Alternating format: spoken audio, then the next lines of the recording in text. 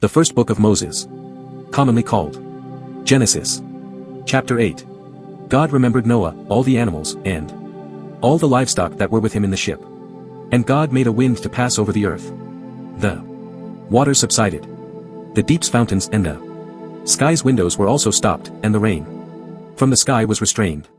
The waters continually receded from the earth. After the end of 150 days the waters receded. The ship rested in the 7th month, on the 17th day of the month, on Ararat's mountains. The waters receded continually until the 10th month. In the 10th month, on the 1st day of the month, the tops of the mountains were visible.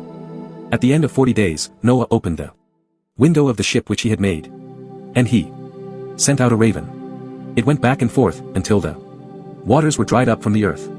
He himself sent out a dove to see if the waters were abated from the surface of the ground.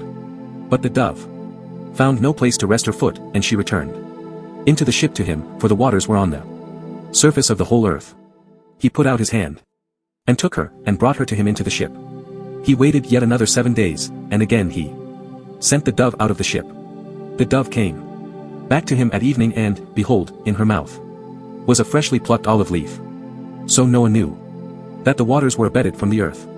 He waited yet another 7 days, and sent out the dove, and she didn't return to him any more. In the 601st year, in the 1st month, the 1st day of the month, the waters were dried up from the earth.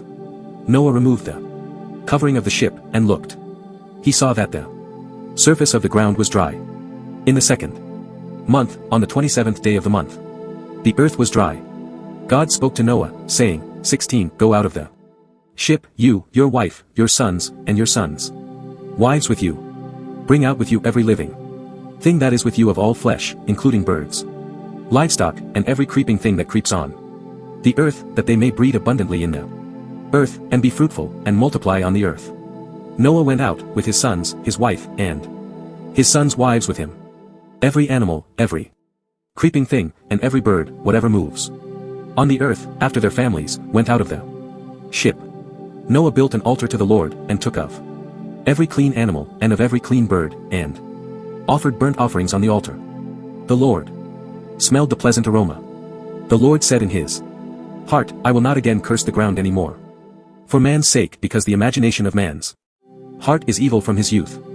I will never again strike every living thing, as I have done, while the earth remains, seed time and harvest, and cold, and heat, and summer, and winter, and day and night will not cease.